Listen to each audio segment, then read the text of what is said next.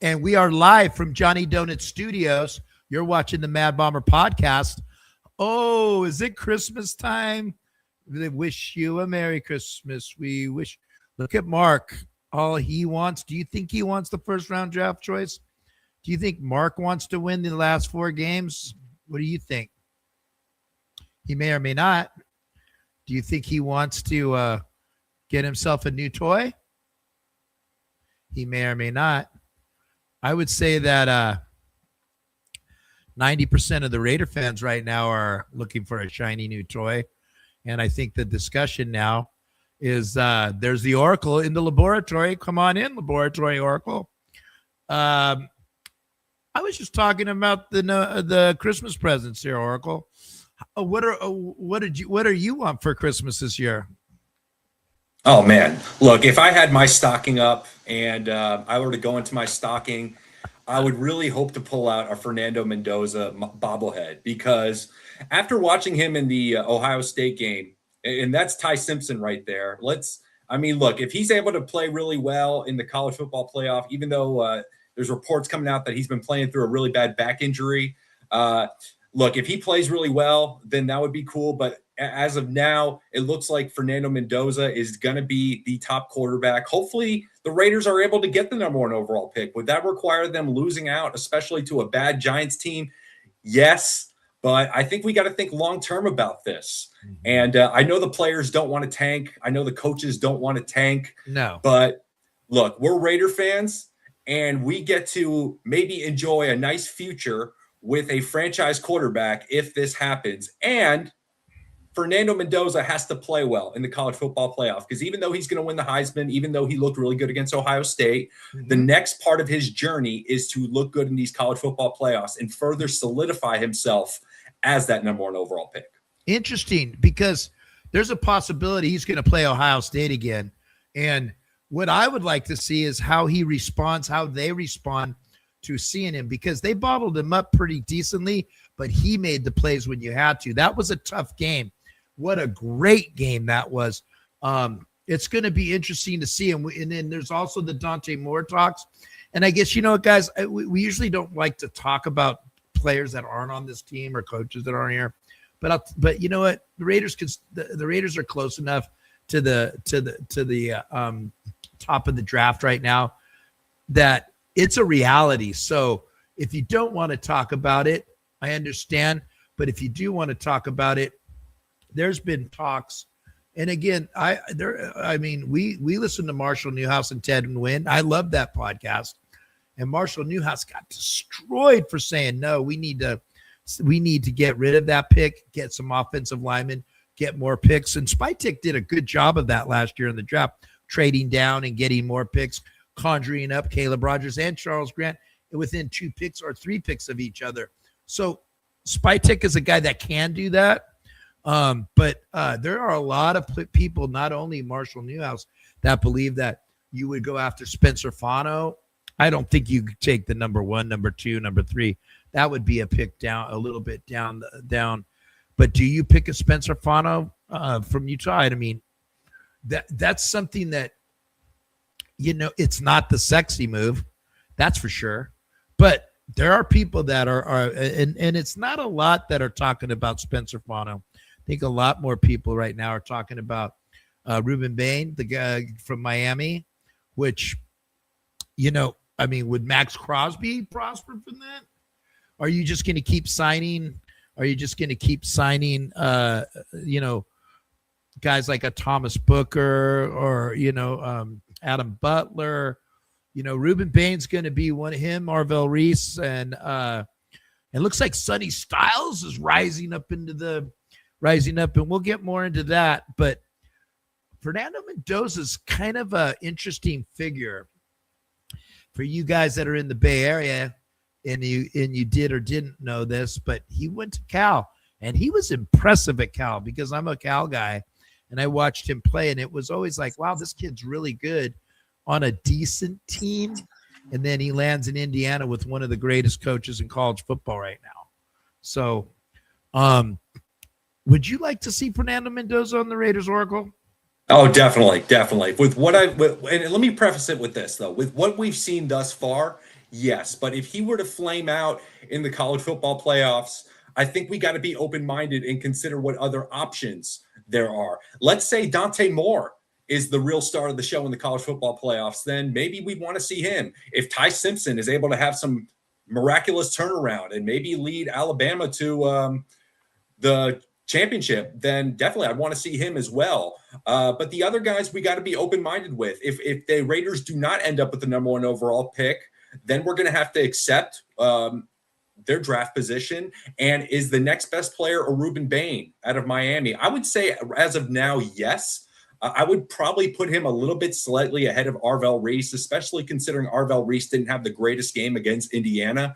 But Ruben Bain is a guy who came off to the start of the year really good. It looked like he was going to definitely be the first non-quarterback in the draft. But then as Miami started to lose some games, that luster kind of went away. Guys like Arvell Reese, Keldrick Falk out of Auburn really started to emerge himself. Even though Keldrick Falk hasn't really had the sack production, people really like his tool set. Disruptive. And his build. Yeah, and he's disruptive. But look, if Ruben Bain is able to come out and just be a terror for Miami, if Miami is able to maybe upset Texas A&M, that could definitely be a pick that would give Raider fans a lot of confidence that, hey, even though they missed out on a quarterback in the draft, they were able to get someone that's still a really good player and still the top non-quarterback in the draft.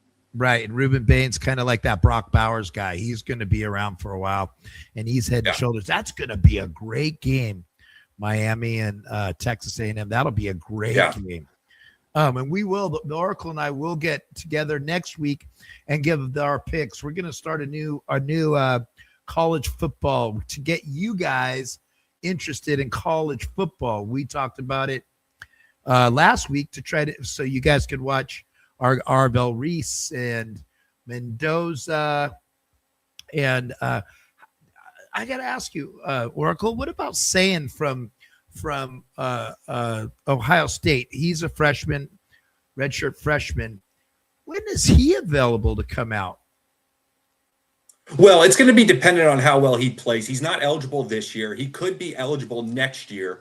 But look, he definitely has some work to do for him to be that guy. Now, he's at Ohio State. He's going to have a ton of players around him. He's going to have Jeremiah Smith, the best player probably in college football. And if Jeremiah Smith was in the draft this year, he would still be the first non-quarterback taken off the board. Absolutely. So having him is going to be really productive for him. But it's Ohio State. They're always able to get really good players around them, offensive linemen, probably the best wide receiver university in college football. So they have a running back, Bo Jackson. They got the new Bo Jackson at Ohio State. So we'll see. You know, him and Arch Manning are going to be the guys that we're going to watch next year to see how they improve off of this year, because I was reading some stuff online and there are some people that are still very intrigued with the way Arch Manning has played this year, even though they've lost 3 games, even though he's had some games where he hasn't looked as good. People are still saying that he has the tools that they saw before the season that made them very optimistic. Now, the thing with Arch Manning is both Peyton and Eli, they used up all their eligibility when they were in college. And if Arch were to do that, he could technically not only play next year, but the year after that. So it will be very interesting to see. I mean, look, Arch isn't someone that needs the money, so he might want to stay as long as possible and try to win a college football championship with Texas. And a Heisman. Heisman on top of it. Watching Arch Manning this year, you could tell this is his first year of starting, of his quarterback starting. He's learning the intricacies, and that's why if I'm Arch Manning, I stick around in college for the next 2 years and then come out. I mean, that's just what I would do. Well, guys, Oracle's wearing his auto jersey, so I had to get this 1971 AFC Pro Bowl. So for you Raider fans out there who are nostalgic, so I thought I'd get that for you. Now comes the Geek Squad, guys. If you want to learn a little bit about football, the Oracle and I will help you. And what are the keys to the game this week for the Raiders versus the Eagles? We're going to have a very, very, very cold day in Philly. And there's going to be some stuff that the Raiders have not seen normally playing this year. Again, the Raiders, Oracle eloquently talked about this earlier to me, is that the Raiders are a fourth place schedule. The Philly is a Super Bowl schedule, which would be a first place schedule. Good news for the Raiders is that we have some injuries. Oracle, you want to talk about those? Yeah, well, for the Eagles, they're going to be without Jalen Carter again, which is going to be a huge plus for the Raiders because, look, Jalen Carter hasn't had that great of a year this year as opposed to last year, but he's definitely their best player on defense. So it's going to be good for the Raiders, especially Kenny Pickett and Caleb Rogers, who have Caleb Rogers come on and played extremely well. Especially for a rookie. There's been a lot of talk about him. There's a lot of places you could go online on YouTube and watch film of him to really kind of see the intricacies of how well Caleb Rogers has played. But with Jalen Carter being out, the other big loss for the Eagles is Lane Johnson is going to be out again this week. So his backup is Fred Johnson, no relation. But Fred Johnson is also dealing with an ankle injury, so they might be down to their third string right tackle, and that could be a big day for Max Crosby to really get some pressures, get some tackles for loss, get some sacks, bat some passes down. So, look, this Eagles team is going to be very hungry for a win. I expect them to really establish Saquon in the game, not only as a runner but as a receiver too. I expect them to really pick apart Devin White. Try to utilize their offensive game plan. Nick Sirianni and Kevin Patullo, who's been under a ton of heat. He got his house egged 2 weeks ago. You don't want to get your house egged, especially in Philadelphia. So I expect them to come out and try to attack Devin White in a multitude of ways. They're going to try to maybe have Devin White think the play's going to go to one gap and maybe it's a counter or a misdirection going another way. And look, a lot of Raiders fans have seen Devin White. He's a heat-seeking missile, but he's not always the most accurate missile. He's kind of like a missile from a third world country. Yeah, they have missiles, but they don't have the best accuracy system. So they might miss a little bit. So I expect them to really pick apart Devin White. Injuries for the Raiders, Alex Backman's going to be out again. Geno Smith obviously going to be out. And then looks like Michael Mayer is going to be returning. So especially with Ian Thomas. Word on that. I've been looking for that, and I have not seen that, Oracle. So yeah, I don't know if that. I mean, he did play. I mean, he did practice. He was a full participant in practice. So that's kind of a problem. But you know what? The similarities to for both of these teams is. I'm going to read this to you. Ashton Genty has been contacted behind the line of scrimmage at the 8th highest rate, 50% is stuff for a loss or no gain. The highest rate among 57 running backs. Guess what? Who's been hit just as much as he has behind the line? And that's Mr. Saquon Barkley. So their offensive line, Jalen Hurts has not been running like he has in the past. His rushing production is way down. I think that's the reason why some houses are getting egged. He's been hit the second most behind the line, other than Ashton Genty. So last year, Saquon Barkley had a decent line. In fact, they lost Mekhi Becton. Yeah, and then they've had a little bit of problems. So now with the injuries to Fred Johnson, and Dallas Goedert is not a good blocking tight end. So the Raiders front, who've been arguably decent against the run. In fact, if you were to look at the overall rushing efficiency, the Eagles offense is 18. The Raiders defense is ranked 15 against the rush. So there's a slight edge to the Raiders there. But what I think's going to happen, and everybody gets enamored by the Devin White stats. He's one of the top tacklers, PFF top tackler. Well, last week they were 11 for 11 against him on passing routes. He didn't not once break up a pass or get in front of a pass, or even for 11 times, Bo Nix did not make a bad pass to anybody that was on Devin White. And when I'm at the top of 246, Oracle, and Oracle will be there for the Giants game, we talking about the Raiders defense being the paper cut defense, like 7 yards, 6 yards. Every so often they'll get a penalty and it'll be 2nd and 13, which means they got 7 yards, but they had a holding call that brought him back. Now there's a chance we can hold them back unless they're over the 50, and everybody's going to do 4 downs against us. So I believe this weekend, Jeremy Chin and Devin White have not been good on pass protection at all.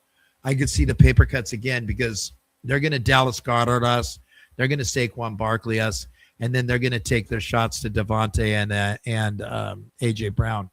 So, what are the keys for the Raiders on defense to attack them? You've always mentioned it, and we've got it right here in front of us.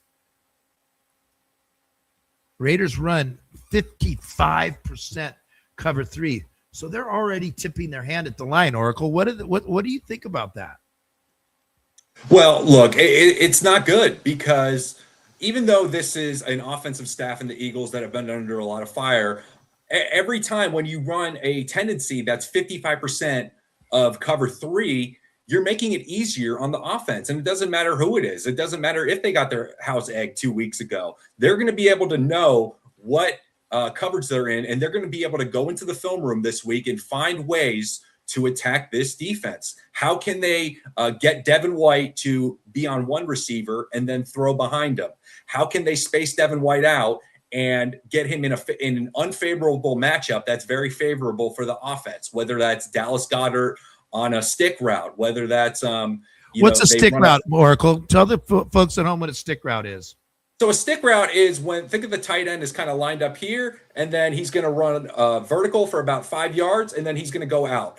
And if Devin White, and let's say Dallas Goedert does a little fake this way, gets Devin White going towards the middle of the field, and then he runs back out. And if Devin White is matched up on him in man coverage, or the zone coverage that Devin White is in requires him to cover Dallas Goedert in man coverage because of the principles that they're in, then that's going to be a matchup where Devin White's going to give up more completions. And is he going to be able to get him down after that? Because we've seen now Devin White has made a ton of tackles, but a lot of those tackles have been made about like 8 yards deep. So they're still giving up yards, but he's getting guys on the ground. But it's the impactful tackles that we really haven't seen. He's made a couple of them when he's able to beeline forward and guess correctly as to diagnosing the play. But when he doesn't diagnose the play, then he's in real trouble. And you constantly see him in a chase position making a tackle, even though he's doing well in the box score. If you really watch the tape, the Raiders are really giving up a lot of yardage to their opponents, and Devin White is the guy responsible for it. And Jeremy Chin and Palomau, where we've been talking about Palomau since the New England game. Yeah, we will continue to talk about Palomau. So on the other side of the spectrum, and we have our chart up. If you guys want to look about 1, 2, 3, 4, 5, 6, 7 players or teams down, you'll see the Green Eagles. Let's talk about what they run, Oracle, and what they do best, and what Vic Fangio loves to do. Yeah, so Vic Fangio is really known for his cover 6 defense. If you go on YouTube, you could find a ton of videos that break down Vic Fangio's style of defense, and it's called the Fangio 6. And what is the cover 6 defense for the folks at home?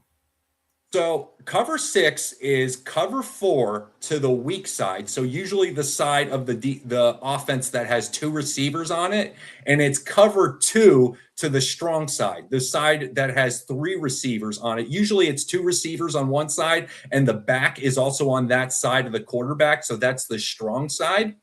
However, they might flip it a little bit. Sometimes with Vic Fangio, he'll run cover 2 to the weak side, cover 4 to the strong side. And he's kind of like a pitcher, and he has a lot of pitches, and it's hard to really see. If Pete Carroll was a pitcher, he'd be like a fastball thrower. He's a guy, he either throws fastballs or he has a cut. Great fastball. Analogy. Whereas Vic Fangio, he has a fastball, he has a changeup, he has a splitter, he has a curveball, he has a slider, he has a knuckleball even on occasion. So now, even though he runs a lot of cover 6, it's different in the fact that there's a lot of variations of cover six. And the main thing you have to know about cover six is it's based on what's called pattern match zone principles. And what that is I always say that zone defense eventually becomes man coverage. And what I mean by that is how the receivers run their routes. That determines the responsibilities that the defenders cover. So let's say you have a boundary receiver on the outside, call it the X receiver. The corner is going to be lined up across from him. The rules in the Fangio 6 defense usually go something like this. If the receiver runs a vertical route, then the corner will play him in man coverage. Which means he's going to follow him. Yes. However, if that same receiver at the outside, if he were to run a shallow crossing route, then the nickel would be responsible for matching the pattern in man coverage.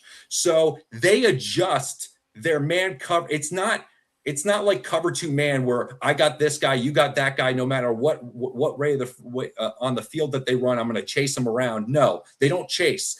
They let the receivers essentially come to them, and then they play man coverage. So Kenny Pickett has to know that. And the good thing for Kenny Pickett is he was on this Eagle team last year, and he has an inside knowledge somewhat of how Vic Fangio runs this defense, and he might understand some of the tendencies, and he might go to Greg Olsen and be like, hey, listen, here's some of the vulnerabilities in the Fangio 6 defense. So we're going to draw up these route distribution concepts to maybe throw off the Fangio 6 a little bit. So what does that mean for Brock Bowers? So now since Greg Olsen's came in, his slot rate has gone down. Okay. So he's going to be, if you're Vic Fangio, are you going to bracket him? Are you going to run man? Are you going to put Geno on him and then, follow him everywhere you go? Or like you were talking about earlier, put a Quinion Mitchell on him? What would you do? What do you think Brock Bowers is going to see? Because this is what I heard all week long from Greg Olsen is we're going to try to get our best player the ball as much as we can. Who's the best player? So Brock Bowers. If Michael Mayer comes back, that's going to be huge for Brock Bowers, because that's going to go ahead and take another. You're going to get Michael Mayers is going to get a slower style guy, which may open it up for Michael Mayer. So then Brock Bowers is going to get the kind of Quinion Mitchell, Geno guy across the middle. Here's what I think is going to happen. So with the Fangio defense, Vic Fangio ideally wants to rush 4. Now, not having Jalen Carter, that's going to impact some things, but Jalen Phillips has come along very well from the trade from Miami. Nolan Smith has been able to rush really well, and they got Jordan against Davis. The Chargers. He was blitzing quite a bit. He did, yeah, and let's see if he is able to continue that. But historically, Vic Fangio has not been is a guy who likes to rush 4, and he likes to have 7 guys in coverage. And with the Fangio 6 defense, it's very hard to understand who exactly has who in coverage. So I think there will be a lot of different brackets on Brock Bowers. However, it's going to be very difficult. Vic Fangio is going to make it difficult for Kenny Pickett to really understand where the bracket is coming from. Is it coming from a linebacker with inside leverage and a safety with outside leverage? Or is it coming with a nickel with outside leverage and a safety with inside leverage? So they're going to definitely do some. I bet you Vic Fangio is going to try to maybe bait some throws into Brock Bowers because he knows that that's the Raiders' go-to guy. But how is Vic Fangio going to close off those initial openings that he's going to present of Brock Bowers being open? And then because he's definitely the guy that they're going to pay the most attention to, and they're definitely going to bracket him in some way. I think Quinion Mitchell is going to be tasked with someone on the outside, probably Trey Tucker.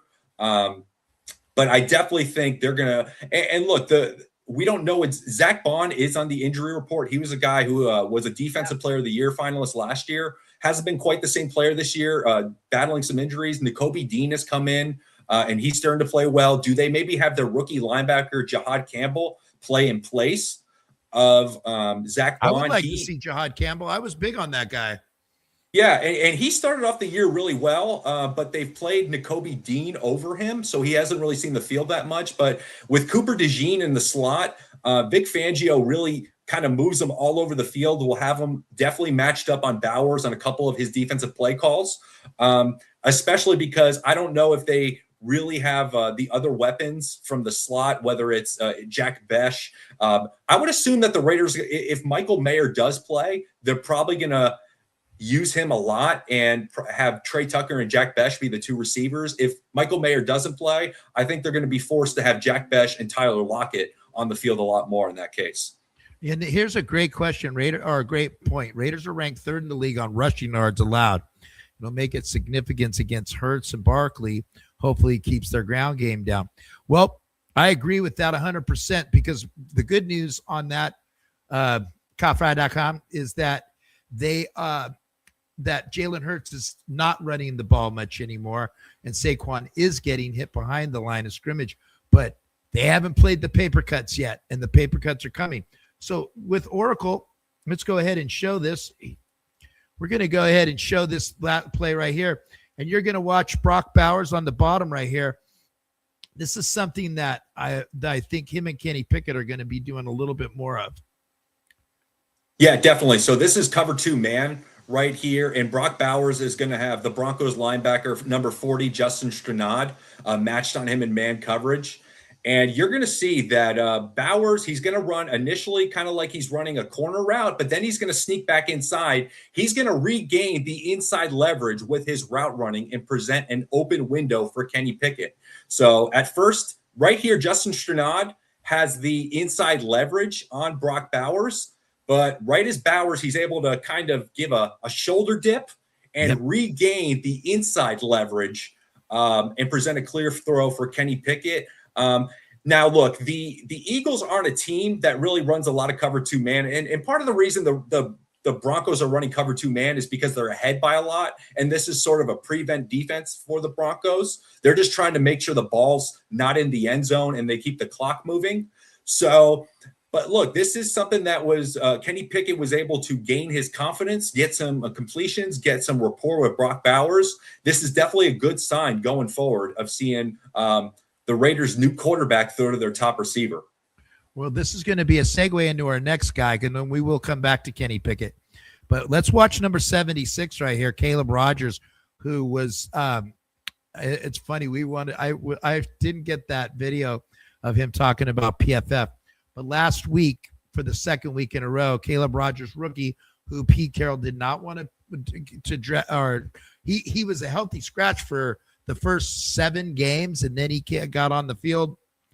And right here, number 76, right, we're looking at 98's buns. Watch Caleb Rogers right here. Yeah, looking for work. He's able to help out Alex Kappa there. And look, he's not losing a ton of reps. He's staying low. If you watch him pretty consistently, his helmet is usually lower than the defender that he's blocking, which is a really good sign. The one thing that I will say that he needs to improve on is just getting a little bit more power. But that's something that can be worked on in the offseason, getting stronger, kind of like how I talked about him, how he needs to get on the sled a little bit to really generate that lower body power. But this is another, just passing off a stunt, right? Or having a stunt being passed off to him, and he's able to regain on Zach Allen, who's a really good player right there. Who's there? And it just shows. Just unsung. And for a rookie to pick up stunts like that, that's really good, because that's definitely a way that Vance Joseph of the Broncos was trying to throw off Caleb Rogers right here, and he was able to not be fazed by it and regain his position. Well, if you remember, we talk about it all the time. I do anyway. Harold Landry got a lot of eating in the first game against the Patriots, and that even though we won that game, we were shown that if we were going to see this play again, watch it step by step. Stop right here. JPJ and Dylan Parham, where I see Dylan Parham is looking to eat right here, but there's a lot of times right now where JPJ would just sit there and try to maul that guy and then not get off. And then the guy's doing the stunt around the side and he's in Geno's face. Look at that pickup. Let's go back because I really love this play. Let's watch it in full speed because I love this play. Just a beautiful, beautiful play by him. Boom. Up. Nope. Now it's my turn. Boom. And he keeps him. And it seems like in pass coverage, he's got that perfect stance. You know, he seems to be like we say, he's ready to eat. That was one good one. Then let's watch him again. This one's beautiful. Nice little combo block right here. Gets on the D lineman with Alex Kappa, and then he works towards Dre Greenlaw at the second level. And this is a good play right here. This is something, look, having Ashton Jancy, you're going to want to run the ball a lot going forward in the future of the Raiders, no matter who they have at quarterback. So you definitely want to have a guy who could get to the second level, and that requires some quickness from your offensive lineman too. So it requires quickness and power, and he does a really good job of reaching up to Dre Greenlaw here. And unfortunately, Kappa is not able to sustain his block, so this run isn't going to go very far. But at least we're seeing Caleb Rogers do his job. Look at the hand; he gets the leverage, helping Kappa all the way he can, and then his head straight at Greenlaw and then Greenlaw, who is a very, very, very good linebacker, pushes him through and actually helps DJ Glaze on that play. Watch the end of that play. He's basically, if you're going to watch Caleb Rogers, he's going to hit 3 guys right now, all within one run. One, two, 3. Yeah, he drags Greenlaw into the Jonathan Cooper. Yep. I didn't even notice that. Yeah, that's impressive. Yeah, that's impressive. And that kid is, again, we talked about him, and we've been begging. And Charles Grant's another guy. I mean, these 2 guys were all league, and the good thing about Caleb Rogers is I believe he had 63 starts in college. So this kid had playing time. Now we will go to our next Caleb Rogers. Let me see what's next there, Oracle. I can't wait. Yeah, I really like this guy. You know, and look, for the third round, for them to get Caleb Rogers and Darian Porter, John Spytek is really starting to prove that he had a good draft this upcoming or this past. Did you just say Darian draft. Porter? I think I did. Yeah. Okay. Let's talk about this. There, we start off in man coverage, right? Yes. Wow. Okay, Oracle. Boom. Now we're in cover 3 zone. So how come we went into cover 3 zone? Well, because it's the Raiders and we love cover 3. So he's going to be in cover 3, and he's going to have outside leverage here. He's going to let Cortland Sutton get inside of him. Bo Nix is going to see the inside leverage and thinks that he's going to have the post throw to Cortland Sutton. However, looks like they have a nice 3rd round pick that's able to regain the inside. Go ahead and play the whole thing. PBU, baby. Oh, my God. I love that right there. I love that. Bo Nix saw the inside leverage right there. Thought he had an easy completion, but Darian Porter was able to have good recovery speed right there, and he was able to have a nice jump to make the PBU, and that's just very impressive right there. Going against one of the better receivers in football. Look, it wasn't a perfect game for Darian Porter. He had some slip-ups in run defense. Yes. He did have a back shoulder throw that did get completed on him. But the fact that he's all over that guy. That was Cortland Sutton. He was all over him. He just that was a perfect throw by Bo Nix. So let's watch his hips and his feet, because it's really impressive the way this guy moves, and his hands are just in unison. And remember, fellas, this guy was a wide receiver in college. They just made him a cornerback his very, very last year. Watch his hips. Beautiful. And then watch his feet. Boom. Yeah.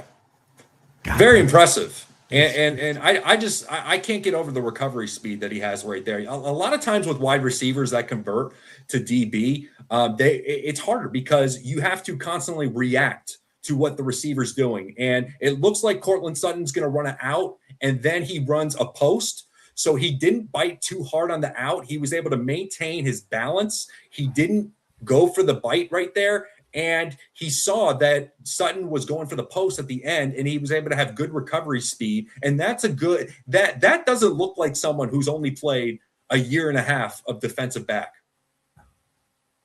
Okay. We could talk about Palomar, but we're going to be positive right now. Hold on. Look at this guy. I don't know what he's doing. Yeah. Hey, Anyway, let's just say, good thing Darian Porter was able to regain inside leverage, because if he didn't, we might have had another missed tackle by Palomar too. Let's look at another one, shall we? Of course. Okay, Here we go. Okay, let's go back. So let's see. Darian Porter is right there on the top, very top. And they tried to mimic that play you were talking about, that back shoulder play, but he got it this time. Yeah, and this is after he gave up the one for the back shoulder. So he was able to learn his lesson. And the thing that I really like about here is he's reading the eyes of Courtland Sutton. And that's what you're taught. You need to read the receiver's eyes, because that's a lot of times receivers' eyes will light up kind of like this when they see the ball coming their way. And as a corner, you need to read that and understand, I need to turn my head around and I need to locate the football. And that's what Darian Porter did a really good job of here. Yeah, look at his hands too. They come down to run, and then they come up to play. And he was keeping on. He stayed on top of him, which is beautiful. But look at his hands, just down, boom, up. He's reading his eyes, like you said, Oracle. It's just a great play. Yeah. And if he would have held on too long, he would have gotten the PI call right there. Yeah. So he did it right at the close too. Released right at the right time. And that's what happens when you read the receiver's eyes. They're able to tell you a lot about what's going on behind you. Wow, look at KyleFry.com. If the Raiders' run game is effective, it could open up play action pass against the Eagles. Defense that in the last week has showed inconsistency. Absolutely. Well, thank you for that segue. So let's go ahead and jump in to let me say one thing on that, because I just thought of something. I wonder if the Raiders would consider going no huddle in this game, because the Eagles have played Jordan Davis a lot in this game. I mean, a lot as in recent weeks, because Jalen Carter has been on the field. And Jordan Davis, I'm sorry, is a guy who is not really used to, even in his college days at Georgia, never really played that high of a snap count. And when you go no huddle and you don't substitute, that means the defense can't substitute either. So that means Jordan Davis would have to play after play after play after play. And if they keep him on the field long enough and they're not able to let them rotate another guy in, maybe they could tire this defensive line out. And by running the ball, by throwing some play action, some screens here and there, maybe that could be a nice little recipe to kind of catch these Eagles a little gassed. You know what? And if they're going to do that, I wouldn't have a problem with them starting the second half that way, because you want to make sure that our defense isn't going to be on the field too with 3 and outs. So with KyleFry.com, the Oracle and I, we went in the archives of the NFL films. I called Steve Sable and said, "Hey, Stevie, the Oracle and I have a Geek Squad show, and we need to get into the fine wine section of the place. Can we see some?" So Oracle, look what we got here. We got some Kenny Pickett as an Eagle here, and let's go ahead and watch this throw. Will we see this throw this week? Let's see. Yeah. Well, thank you, Steve. We appreciate it. Steve Sable always comes through for me. Kenny Pickett. Yeah, and look, that's a nice little the Cowboys are in man coverage there on Devontae Smith.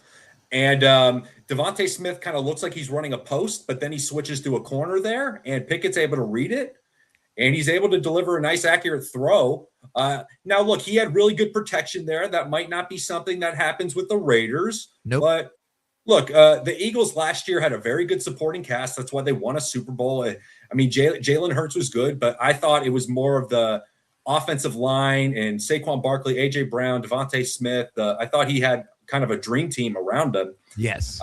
So, look, when Kenny Pickett was able to fill in last year, he was able to make some nice throws like this right here. This is a nice throw. So, in that pocket between the left guard and the left tackle is very nice and clean. So that was Kenny Pickett against your Dallas Cowboys. Can that be Trey Tucker this week instead of Devontae Smith? Yeah, yes, it could be. Let's see what maybe he did against Adoree Jackson if they get that matched up. Okay, so what are we playing here, Oracle? What is the Redskins playing here?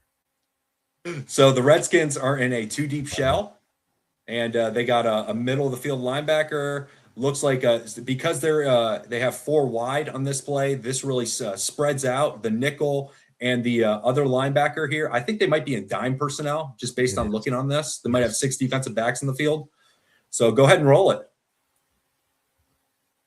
4-man rush. Looks to his left, looks back to his right, and scrambles. Oh, So and gets a nice little gain out of it too, and make sure his head doesn't get taken.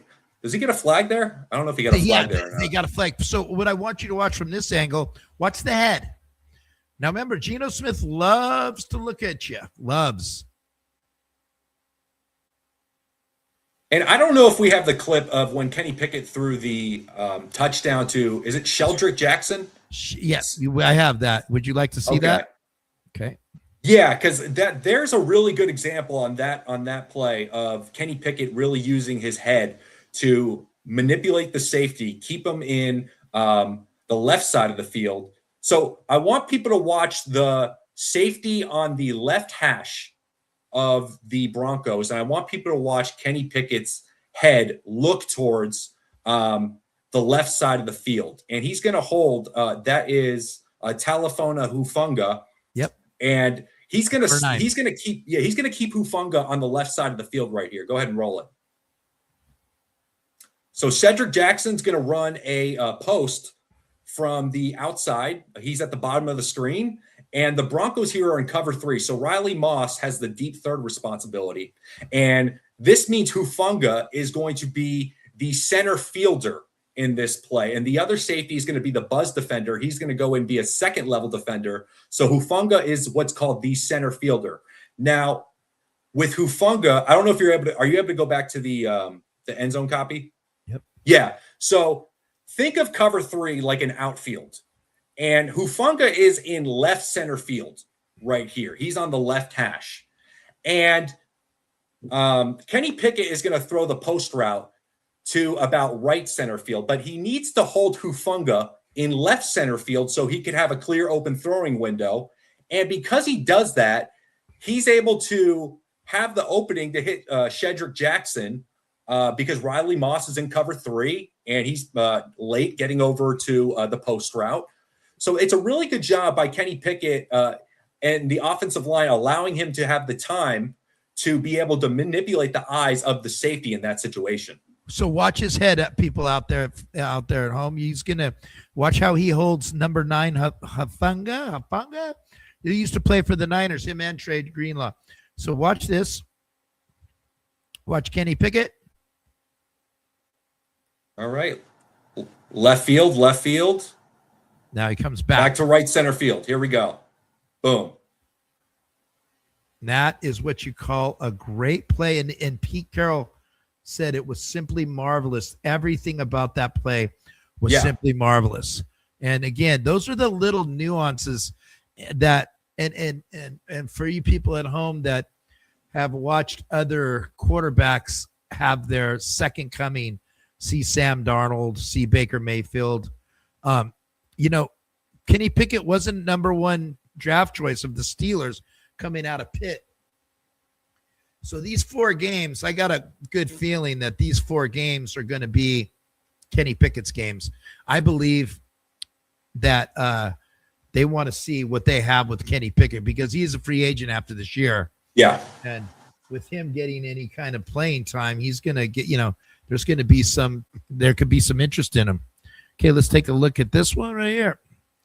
This is your favorite play right here. You love this. I do like this. Yeah. And look, another rookie that the Raiders were able to involve in this game was Jack Besh. He was actually the leading receiver in this game, believe it or not. Yeah, he's 6 catches for like 50 yards, something like that. And this is another example of the Broncos in cover 3 going after Riley Moss.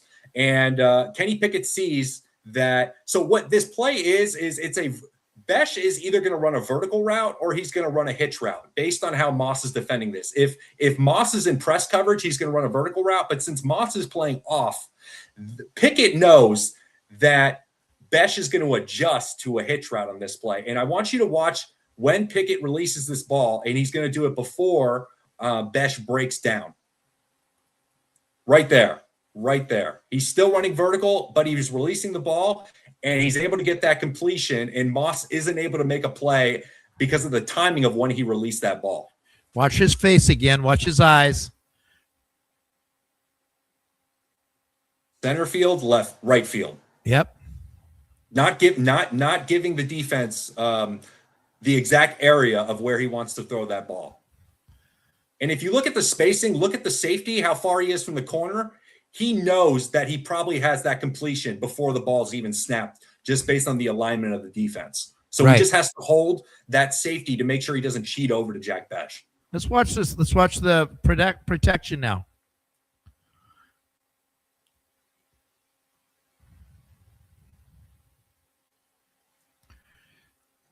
Yeah, I mean, pretty clean pocket for the most part. Look at Stone Forsythe. This could have been his best, one of his better plays, because they did try to stunt him. Look at this, boom, and then coming on the outside, very nice. It wasn't clean, but his pocket was clean enough for him to step up and throw that perfect strike to Mr. Besh. But let's watch it again. Let's watch the inside of let's watch the guard center. Wow. Yeah. Caleb Rogers was able to hold on to his guy. Kappa was looking for work, and he was able to find it.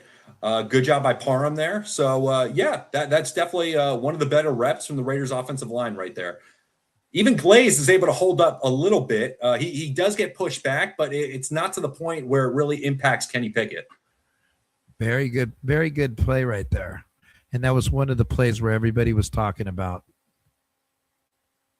Yeah, definitely. So hopefully they can keep getting Besh involved a little bit more. If Mayer's healthy and they run a lot of two tight end sets, hopefully it's Trey Tucker and Jack Besh and not Tyler Lockett that's getting the majority of the snaps going forward.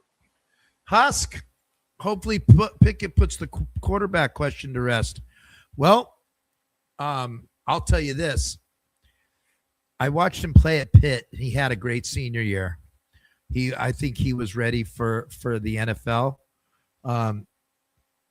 Just like a lot of players that get drafted they don't pan out, and then you'll see them come back and get a second chance. And sometimes they make the best of their chance. The problem is when you get your second chance, it's not like your first chance. You don't get a whole lot of string. And if they start to see tendencies, which if the knock on Kenny Pickett is that he tries to rifle the throws into double coverage a lot, kind of like Geno.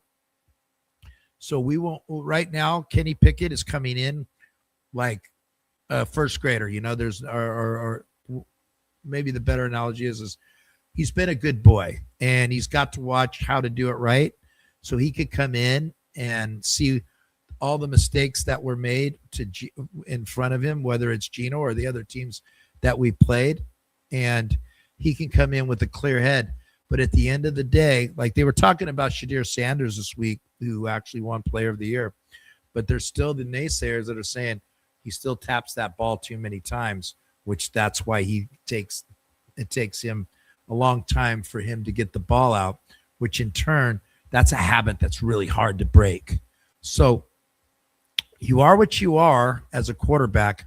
What I did see from Kenny Pickett at the top of 246 last week was he had that Aaron Rodgers escapability where stepped up, steps to the side, gets his feet, and throws the ball. So it didn't happen for him in Pittsburgh. And I don't know what happened. And do you know what happened to him in Cleveland? I mean, he was just a backup in the Eagles, but it seemed like the Cleveland picked him up to look like they were going to give him a crack at starting.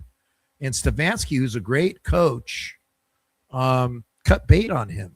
What do you think? What's your view on Kenny Pickett, Oracle?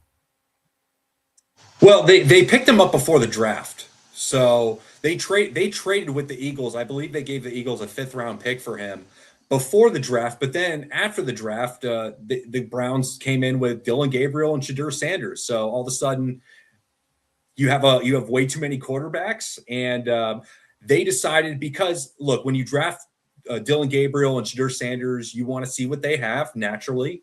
And you have a starter. They had Joe Flacco as their starter at that time. So that's 4 quarterbacks between the 2 draft picks, Flacco and Pickett. So one of them's got to go. And they were able to trade him to the Raiders and get a 5th-round pick for him. I think he's been traded for a 5th-round pick a couple times because I think Pittsburgh traded him to the Eagles for a 5th. Then the Eagles trade him to the Browns for a 5th. Then they trade him to the Raiders for a 5th. So he's the 5th. Yeah, maybe the Raiders can get a 4th for him, but he's a free agent, so that won't happen. He's a free agent. So another thought process for you Raider fans, do you want to split the last 2 games with AOC? I think you've seen enough of AOC to know that he's going to be a backup in this league. His legs are not he doesn't have good hips, and he doesn't have a whole lot of escapability. What I see with AOC is if you could just morph AOC with Geno Smith, well, even Geno Smith hasn't looked elusive at all, but I think that AOC is interesting because he does get rid of the ball quick, and he is a precise passer. He's very precise, and he's won games in this league. But it just seems to me that in this day and age that you can't have a quarterback. There's more running style quarterbacks than there are Jared Goffs. And this year, Jared Goff is having a problem because his line isn't giving him the time he had before. And I believe that's because they don't run David Montgomery, but this isn't the Lions. They've lost David Montgomery's. What's going on? I mean, they used to pound with him and bring Gibbs in. But anyway, that's the Lions' problem. I don't care. But Kenny Pickett, look at Pickett has a ton of knowledge on the Eagles coordinator, Fangio, and it could be significant on his decisions. David Freitas, and I heard this week too, he has small hands. I heard that he has a 9.5-inch hand, where a lot of quarterbacks have 10. I think Herbert's got an 11.5-inch hand. You know who also has small hands? Who? Patrick Mahomes. Ooh, David Freitas. See that? The Oracle. You asking David. Well, he's been playing like mierda. He's been sucking. Yeah. But he does have small, and he plays in cold games. Yeah, definitely. Well, and look, he is the outlier in that scenario. But look at the Oracle just throwing up these stats. He's got like Chat GPT in his head there. He's not real, guys. That's AI. I bought him. That's just great information. Yeah, I'm the premium subscription too. I'm you not are the premium subscription. Oh man, I need that sweater so bad. I might find a way to get that sweater somehow, some version of that, and wear that in 2 weeks at the Giants game.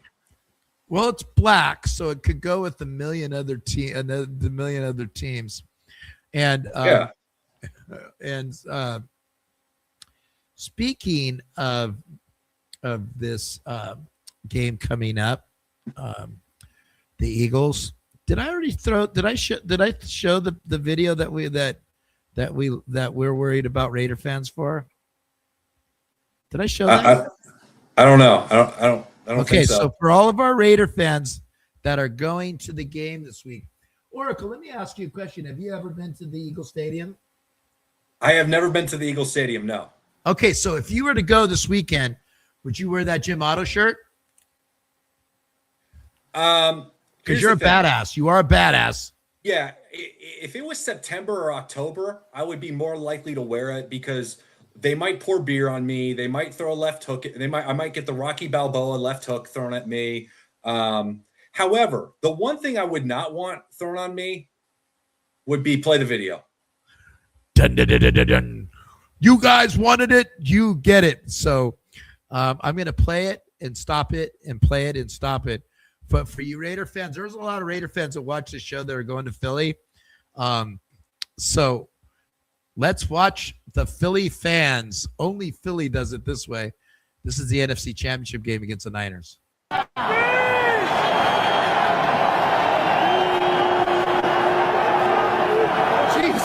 No, I do. I'm getting the whole thing.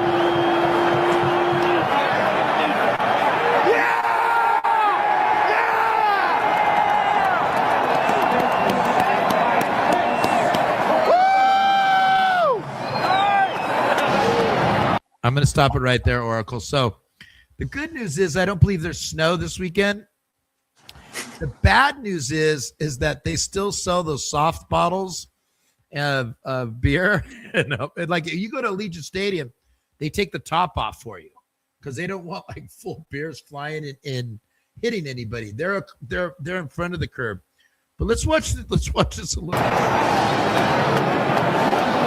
Listen to the narration by the professional video.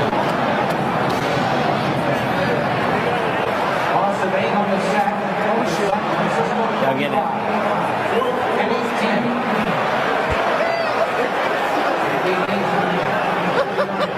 Okay, so what do you? I mean, right now, I mean, there had to be 100 snowballs thrown. 100. And they were coming from so many different directions too. I mean, this was a well-orchestrated attack that the Eagles fans had here.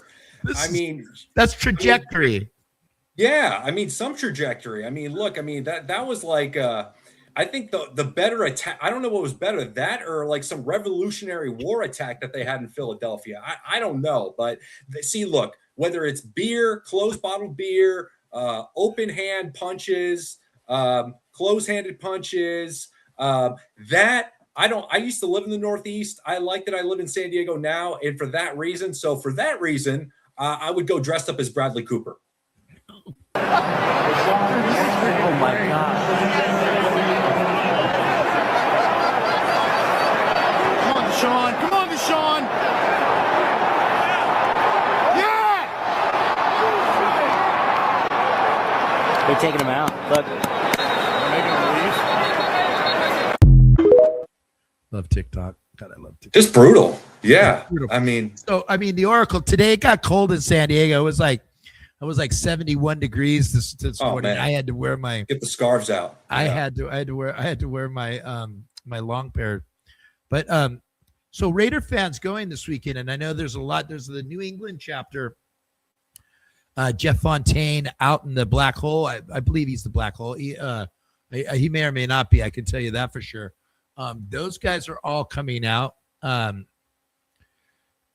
Here we go. Look at these. Look at this. You look at what you started. Picket hand 8.5. Just for you. Hold on. Pat machines 9.25. I love them. So those are really small. I didn't know that. I mean, look, I don't look at hand size a whole lot. I just knew that Patrick Mahomes had small hands. I didn't realize that Kenny Pickett's hands were that small. So yeah, I mean, look, he got me there. I'm not going to go after him again. I need to kind of learn my lesson on that one. So yeah, the autumn wind is an oracle. Yes, that is the best one. Oh man, I got goaded by a construction company. I'll tell you that. It's a great construction company too. .com. And then I've been a Raider fan since 1983. It's time for a young quarterback one. Let's talk about that, Oracle. I don't want to talk about Jamarcus Russell. That's the low-hanging fruit. I know. And believe me, any Raider fan that said they didn't want him, this was like the Fernando Mendoza sweepstakes when you got Jamarcus Russell. Okay. So, and yes, he's Ryan Leaf part 2 or part 3, Keely Smith, Tim, what's the guy that went to the Browns? Tim Couch. Yeah. Tim Couch. Look at this. Great call, Randall Kildare. Brady will draft his clone, Epic Game Manager Mendoza, but the guy we should pick is Diego Pavia. I almost was all in on that, but Diego Pavia, because I'm going to get it for you guys next Friday for the Oracle. He's in the back of a limousine talking. He goes, I want to go to Vegas. I'd love to play for the Raiders. And like the guy goes, yeah, because you want to go to Vegas. And he's like, oh, no. I mean, like, oh, okay. Diego Pavia, I don't know. He's a little too small. playmaker, throws the ball, winner. He is a winner. What do you think of Diego Pavia, Oracle? I haven't seen anything that said, oh man, this guy's going to be a starting quarterback in the league. Now look, people come out and surprise us all the time. The fact that I didn't see the limousine thing, but I did see that he said he wanted to be a Raider. He wanted to. I saw the video. He said he talked about Max Crosby would have the defense. I would have the offense. The one thing I would say to him on that is, look, I don't know much about Diego Pavia, but I would think that he might want to have a little more self-awareness and just say, look, I want to kind of come in and be coachable and work with my receivers instead of just coming and saying like, a lot of people are going to say, oh, he's a confident guy.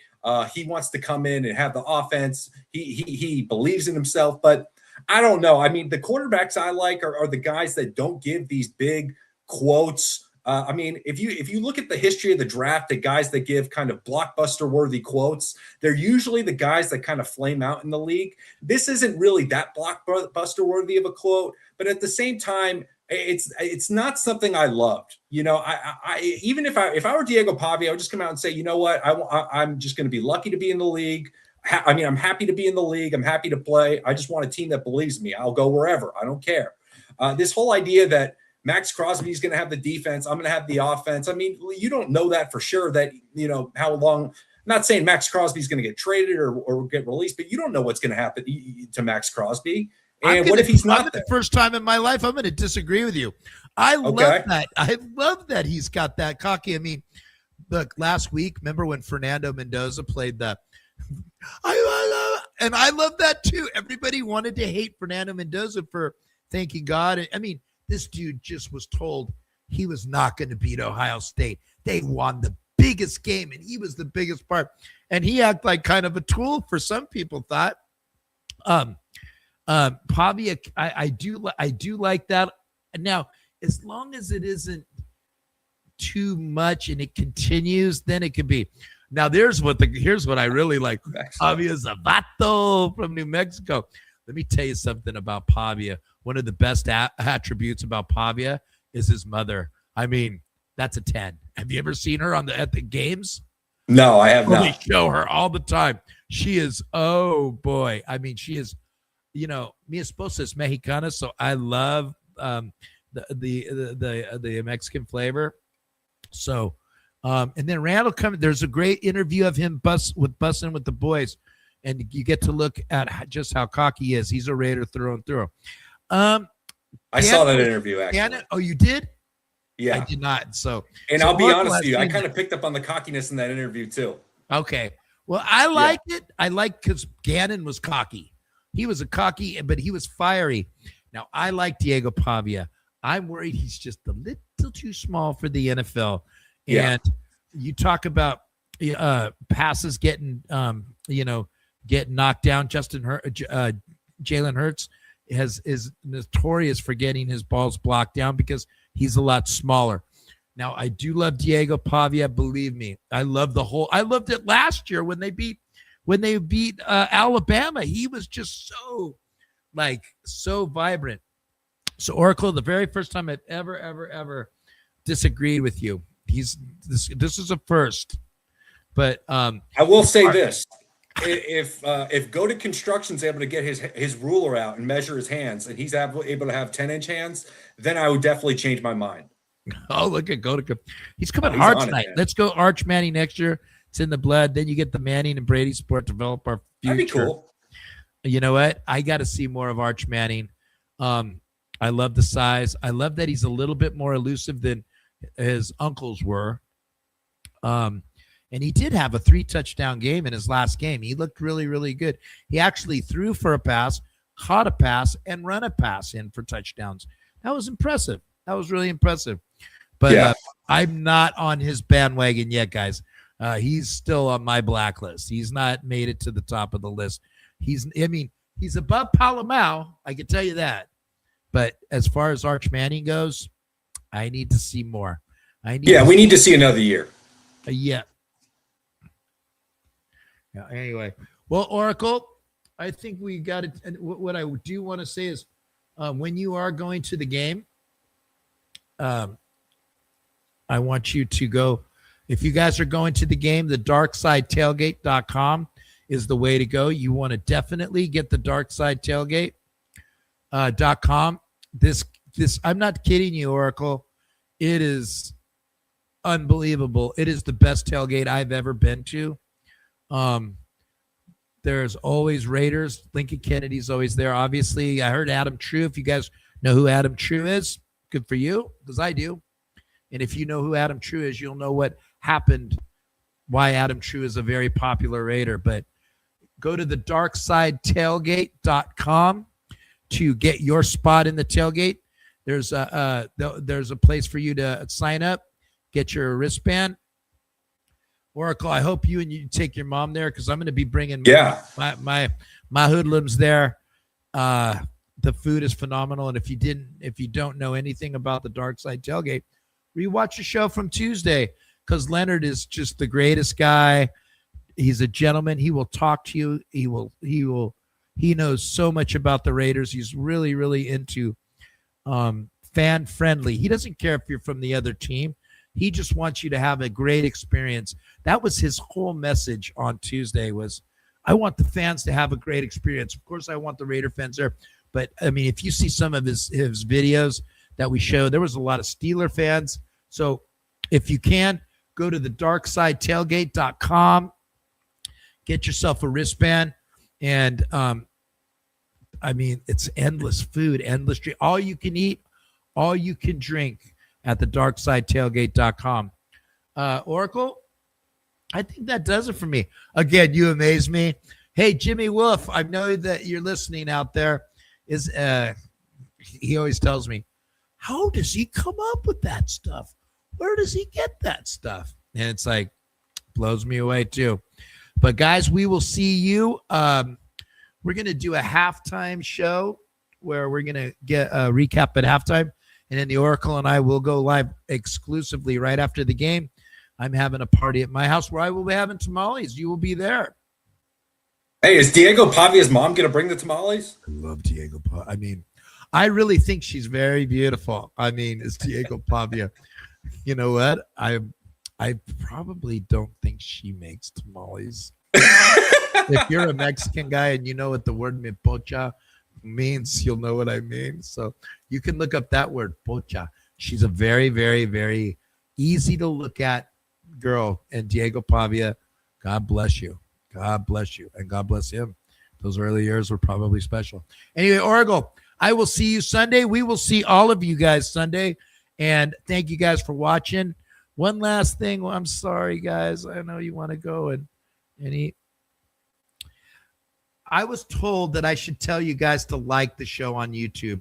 I used to tell you, yeah, like it if you want or not, but we're close. We're close to getting monetized, which means Raider Dad will get everything, every penny, single penny. And I've got a call into him, and it looks like he's going to be making the show not this Tuesday, from Tuesday. But if you guys can get more people on the YouTube train and that would be huge for us. And it's at Matt Bomber Podcast on YouTube. And hit the like button. I always hate it when guy goes, hey, hit the like button. It's like, I'm not going to do it just because you asked me to. But if you guys could do that for me, I would appreciate it. And then we will see you on Sunday, Oracle. Get ready to eat, because these tamales are the bomb.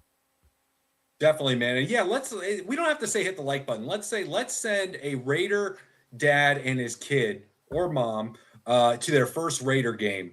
And let's try to make that happen. So that's awesome. That's even a better way to put it. Hit the like button, send a kid to a game. Yes. Love that. And Josh Caminite, we've been texting each other forever, and it looks like it's going to be coming to fruition here real quick. So I just got a text message from Danny Batesel. Diego Pavia's mom is hot. Is a babe. Yes. So guys, if you could send your best Diego Pavia pictures to the Mad Bomber Podcast, and we will put those on next Friday, because I don't want to put them on Tuesday. I want the Oracle to have fun with me too. Next Friday, we're going to call it the Diego Pavia. We'll figure out something to say, but we want pictures. If you Whoever can find the best pictures will get them, right? Oh yeah, definitely. Hey, maybe we'll take the money and send her to a game. Well, if he may be a Raider, right? Him and Max Hey, Crosby. definitely. He'll get that. Hey, have the offense, and Max Crosby will have the defense. So yeah, the whole plan will come to his fruition. mother at every game. He will definitely be a fan favorite for the Raiders. All right, guys. We'll see you on Sunday. Good night now. Good night now. Now it's Siani to the left. Biletnikoff to the right against Marsalis. Back is Lamonica. Throws for Biletnikoff. Touchdown Raiders! Biletnikoff is having words right now with Marsalis. Fred caught that ball after quite a physical battle with Marsalis in the right corner of the end zone. He went on out of the end zone, and then instead of slamming the ball into the turf, he ran back in about 10 yards to where Marsalis was and defiantly slammed it in the turf in front of Marsalis. The two tight ends are lined up as tight ends. Back goes Darrell to pass. He's looking for Smith, but instead goes down the middle. Chester, touchdown Raiders! Oh, what a great ball. 19 yards and a Raider touchdown to make it 22-3. Chester had gotten free at the 5 and was all alone in the end zone 2 yards in. The Chargers now have a brilliant opportunity to put this game away. Here's Williams to the left, Garrison to the right, flanks right, Charlie Smith out to the left as a wingback, leaves only one back to block, that's Hubbard. Lamonica back, gets fine blocking, now he throws down the middle, Branch at the 20. Branch at the 18, tripped up, keeps going, reverses to the 15, he's at the 10, he dances down to the 9-yard line. First and goal to go Raiders. 1 minute and 30 seconds left to go, and hang on to your hats. Branch is still in. He goes to the right, slotted inside Biletnikoff. 5 defensive backs in there. Lamonica gives to Smith, sending him to the left. He's got Upshaw in front. He's at the 5. He's at the 2. It's a touchdown Raiders! Charlie Smith from 9.5 yards out. Oakland has gone in front. Clarence Davis is in for Charlie Smith. He's a deep threat on pass reception. Back goes Stabler to pass. Steps away from the rush. He's going to run up the left side. 30, 25, 20, 15, 10.